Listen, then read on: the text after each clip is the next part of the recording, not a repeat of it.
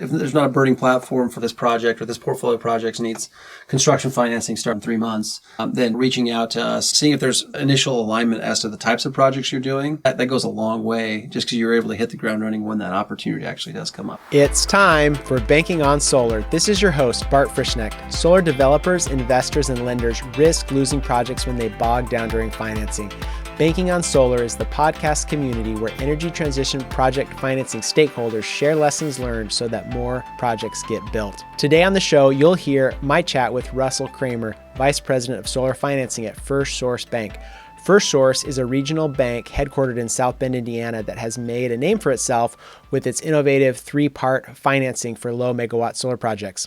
Russ joined First Source shortly after they made their first solar investment and has been there ever since.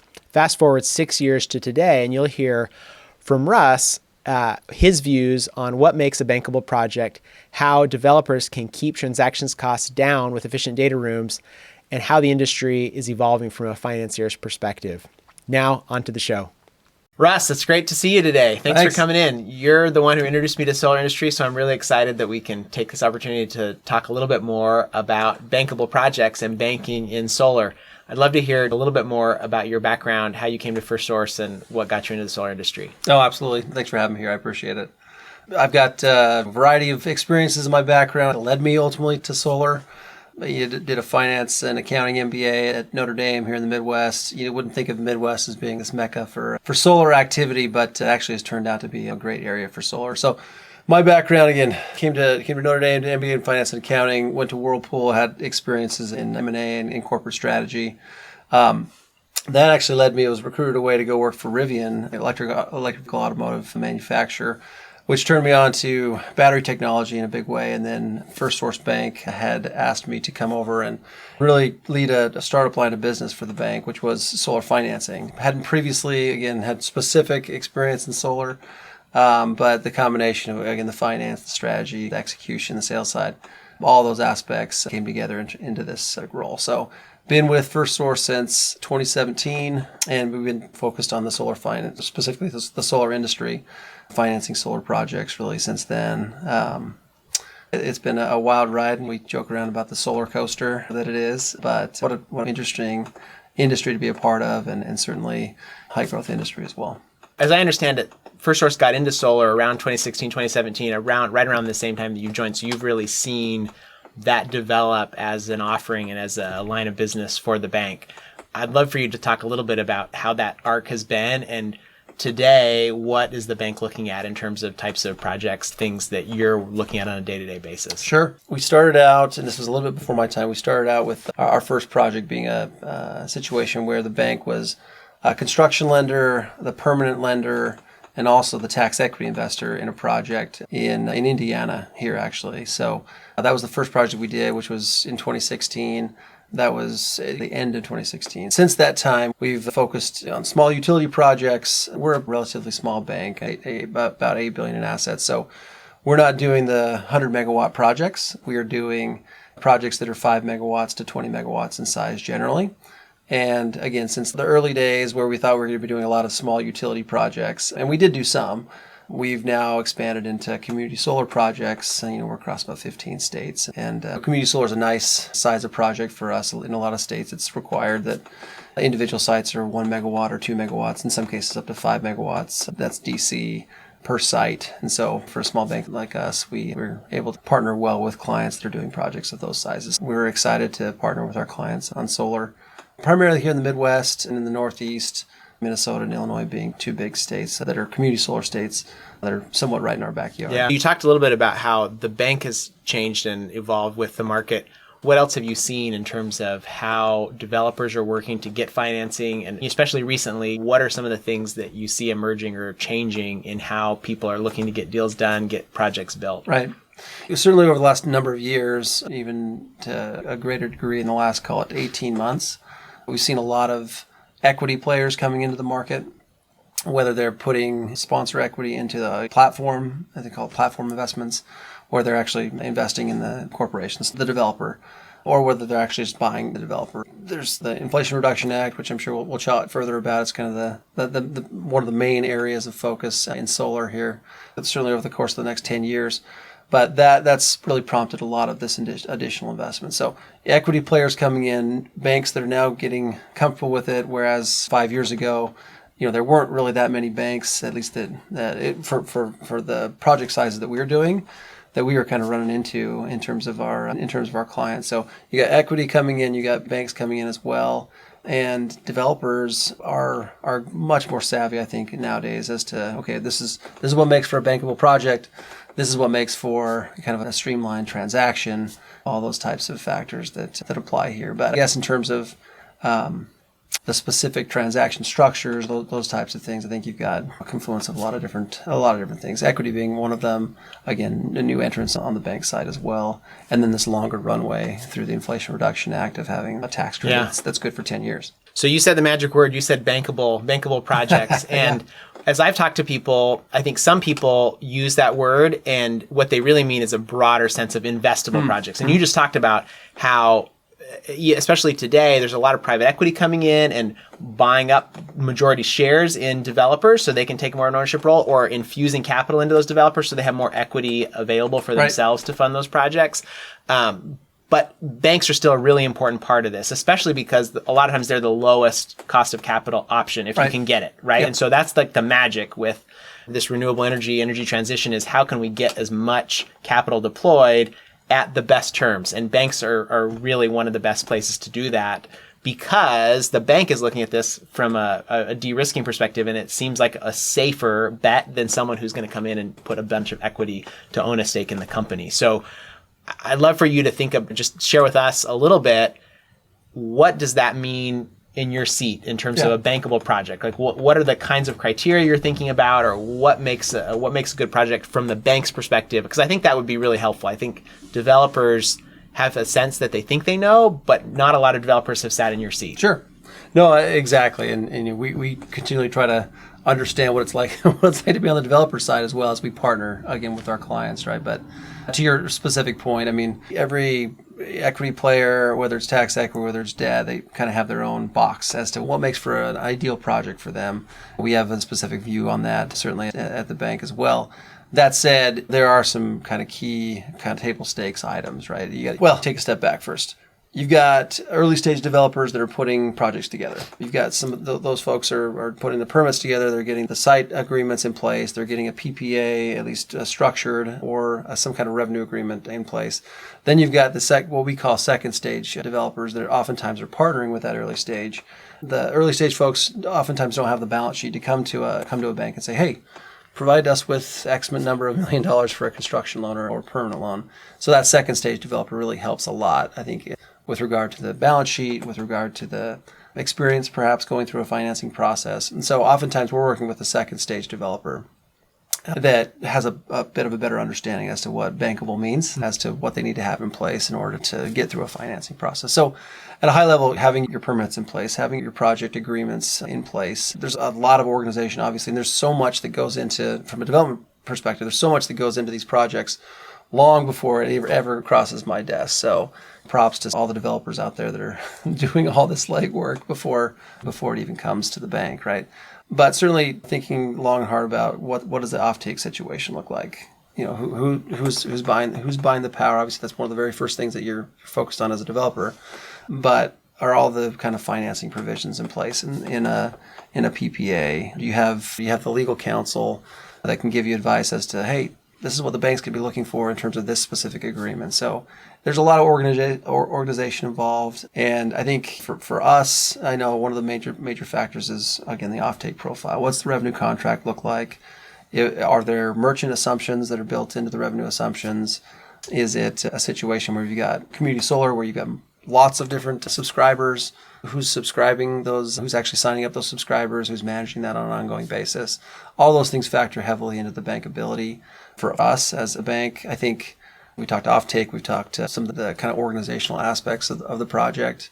Developers, we would love to work with developers that have prior past experience, that have proven that they can develop good projects that are operational and that meet kind of their operational expectations as well. So those are a lot of the factors. I don't know that we're super unique in terms of how we view a project and what's bankable versus other banks, but we've tried to be very commercial in terms of the way we work with our clients. Relationship is a major focus for us.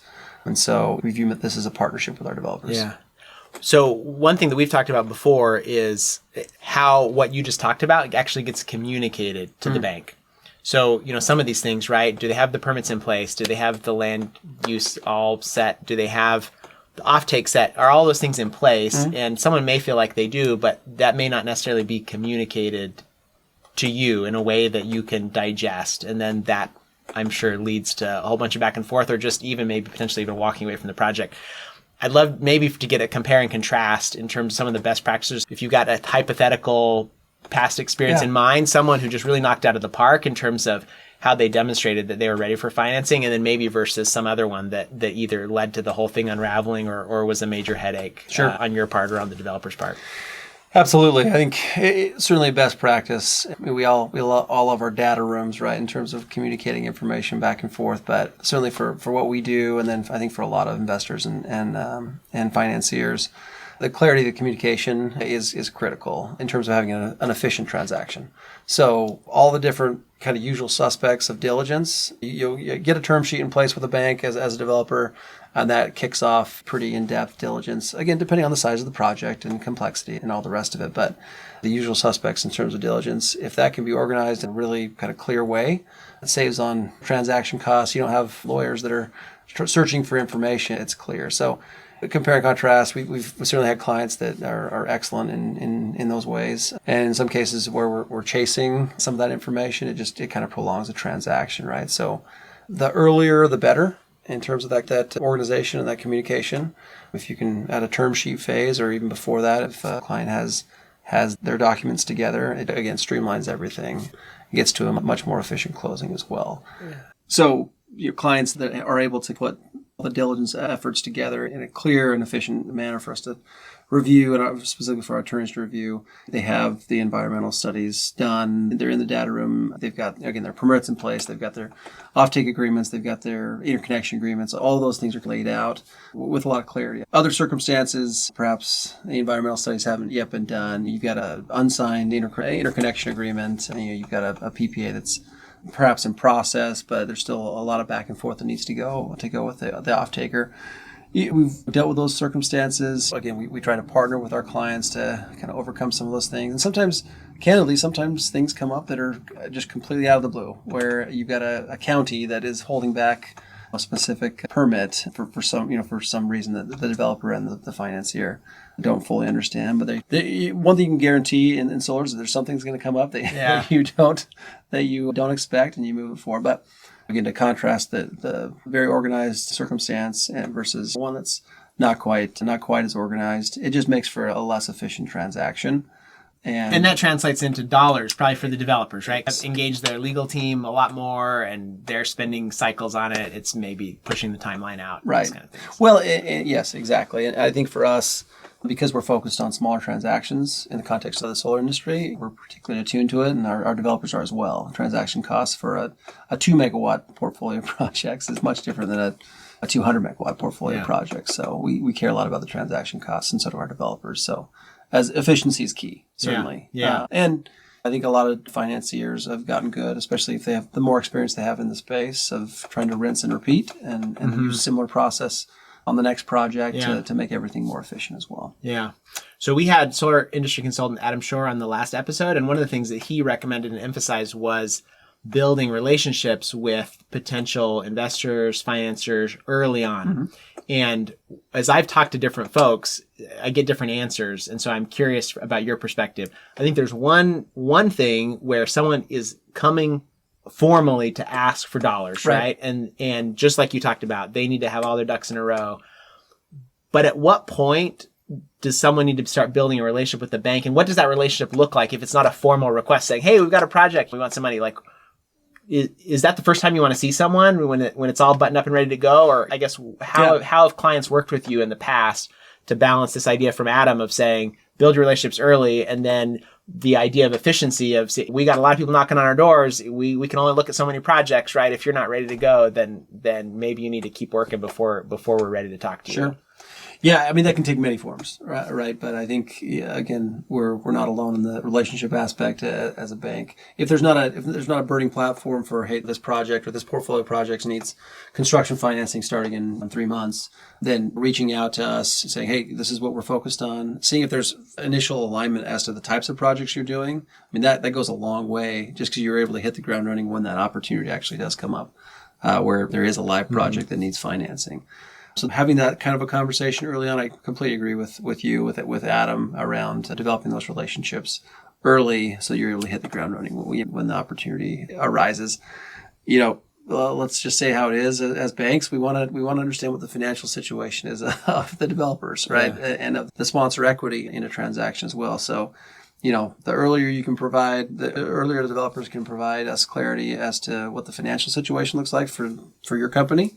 And then ultimately for where the sponsor equity is coming from, the better as well, because you're able to kind of already go through your internal checks with your credit team and say, yep, these guys are experienced. They've got the financial wherewithal, kind of check all those boxes such that then you zero in on the types of projects that they're doing and that you want to be focused on as a financier as well. And it just makes that whole the actual financing process faster because you've already kind of jumped through a number of the hoops. No, that's great. I'd love to switch gears just a little bit and just talk kind of the anatomy of a deal. So as we think about these projects, especially this 1 to 5 megawatt type project that you're commonly seeing, what does the typical capital stack look like? What are the pieces of financing that need to be in place top to bottom? And I'd love it also if you just highlighted a little bit, maybe how First Source thinks about this a little bit differently than maybe some other banks. Because what I've heard from others is I've talked to others in the industry and they've talked about First Source is they say that First Source has an advantage compared to some lenders in terms of being able to bundle some of those pieces of the capital stack all together in one place. So anyway, if you could just talk through what does a typical capital stack look like, and then how are you thinking about that at First Source, and then maybe how are other people solving those? Sure. Yeah, I think it's interesting to see the various structures that can be used within solar, right? But whether it's on the tax equity side, you got specific tax equity structuring. You've got some developers that don't need construction financing at all. They're able to actually just self-finance through construction period, and they'll get a permanent loan and tax equity that comes in. So there are a lot of different flavors, I think, as to the way these projects get financed. What we're able to do, thankfully, at First Source is we're able to provide the tax equity, be the tax equity investor, the construction debt, and the permanent debt. So those are the kind of the 3 normal buckets, I guess, that a lot of projects, financing buckets or investment buckets that developers are looking for. So it's kind of a one-stop shop type approach. The other bucket is sponsor equity. So for the way we underwrite projects, there has to be at least 10% sponsor equity, hard cost in the deal before we're able to start our construction loan on it. But a lot of lenders are able to do just the construction to perm. Some lenders can do just the permanent financing once the projects become operational, and other lenders / investors can only be on the tax equity side. We are hearing that there are some folks that are able to actually then offer kind of that full, call it one-stop shop, or kind of the full capital stack sans the sponsor equity. But it's been a helpful thing, I think, for a lot of our developers just to come to one spot for all those different aspects of the financing structure. But certainly there are a lot of ways to get deals done. Right. Relationship, I think, is key, especially on the tax equity side. These transactions are complex, and there's a lot of diligence that goes into it. And so once you've gone through the first deal with tax equity folks, with debt folks, if you're thinking about the developer side, with a third party diligence, all of those factors, oftentimes it becomes such that you want to rinse and repeat. You want to do that again and again, such that you're not having to do that over and over and over and over. So I think those are some of the main factors with regard to the structuring, how the capital stack kind of works out, and how the relationships are leveraged to make that happen. Yeah. Lots more to talk about there. We'll have to come back a different time to talk about how transferability and how all of these other things are going to affect how the capital stack is going to evolve. Oh, absolutely. For the smallest projects all the way up to the biggest projects. There's still a lot going on there right now. I mean, daily, if not hourly conversations about all the changes that are happening and so on. Cool. Well, let me switch into the lightning round really quick. What emerging trends do you see that are potentially affecting your livelihood, right? You as a banker, what do you see negative in terms of things that are happening right now? It's kind of funny that you bring up transferability and some of these factors. I do honestly think that the Inflation Reduction Act and all that it enables is such a major factor for solar in the solar industry. There are specific aspects of that could, depending on how the industry goes, change the way tax equity is done. How big of an impact tax equity continues to have in the space. I think my personal view is that it will still have a role to play. I think transferability will also have a major role to play. But does that affect my livelihood? Not so much, since we're on the lending side of solar as well. But I do think it's a changing landscape that way. The other factor I just bring up very, very briefly is it's been solar plus storage. That's been the conversation for lots of years. And certainly we're seeing a lot of our developers that are getting into storage. We've financed solar plus storage projects as well.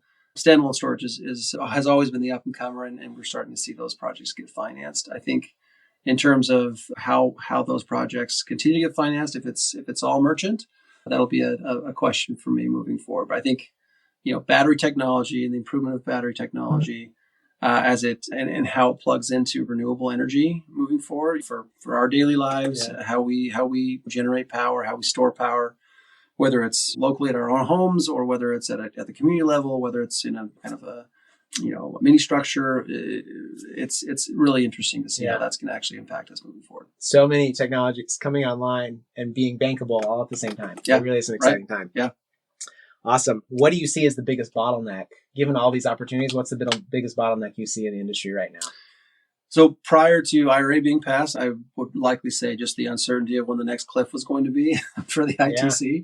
Now that we have this runway in the industry, I think it's really, really exciting that way to know that there's support for these projects to get done, and they're financially viable. All those factors in place. So that's not my answer. To answer your question, I think at this stage we have an aging infrastructure, electrical infrastructure in our country. I think there are so many opportunities to improve that. I think there's certainly commitment from what I can tell. From the political side to invest in upgrading that infrastructure. But as of now, I think, and this isn't rocket science, a lot of folks have talked about just the interconnection process and the interconnection queues being long. And a lot of that has to do with the infrastructure upgrades that need to happen. So I don't live and breathe that every single day because I'm not on the dev side. But through the projects that we're financing, we feel that as well. I know the folks are making significant efforts to improve that overall structure, and every utility is a little bit different. But I think that's a major bottleneck. Awesome. What does a successful day look like for Russ Cramer? Work related or non-work related? But when you get to the end of the day, what is a great day been? Always be closing, right? A closed project. No, I highly value the social and the personal interaction with clients, with third parties, with these relationships I have in the industry. So a successful day for me means that we've been able to accomplish something. Ultimately, at the end of the day, we're putting solar into the ground, right? We're actually generating a renewable power that's beneficial for my family indirectly, and then indirectly if we were able to eventually put solar on our own roofs. But I think it's a successful day when we're able to work together to accomplish something, which I think we all think is a great thing. If you had to make one quick comment about something that you believe that maybe isn't a widely held belief by others in the industry, what's a unique perspective you have, or something that you think about that maybe is a little bit different than how other people think about things? Yeah. I don't know exactly how unique it is. I think solar has a major role to play in the future of electrical generation in the United States and throughout the world for that matter. In fact, U.S. is behind in a lot of ways from a lot of other countries. I've been in this space now, 6 years. I don't view solar as the only answer for electrical generation. I think it's a major part of it. It's not the 95. It's not the 95% generating capacity that maybe some folks think it is. I think it plays a major role, and I think it's in conjunction to your earlier point with a lot of other specific renewable energy opportunities. I think it's a basket of generating capacity that we need to kind of focus on moving forward. So whether that's unique or not, that's kind of my view. I'm very excited about continuing to be a part of the solar industry, and I think there's a lot to be done. Yeah. Well, thanks for sharing your experience and your expertise today. If people are listening to this and they want to get in touch with you, what's the best way to find you? So certainly I'm on LinkedIn, Russell Cramer there, and then I'm the division head for our solar financing group at First Source Bank. So feel free to reach out there. You'll catch me on the website there. My email's certainly on firstsource.com. Awesome. That's great. All right. And you'll see that contact information in the show notes as well. Please subscribe and leave a review on your favorite podcast platform so that others can find the show and we can get more people banking on solar. If you have an interesting topic idea or someone else you'd like to see on the show, leave a voice message at the website bankingonsolar.media or send me a note at bart@bankingonsolar.media. You can also find me on LinkedIn. Now is the time to be banking on solar. There's money to be made and the planet to save. Until next time, I'm Bart Frischknecht, and this is Banking on Solar.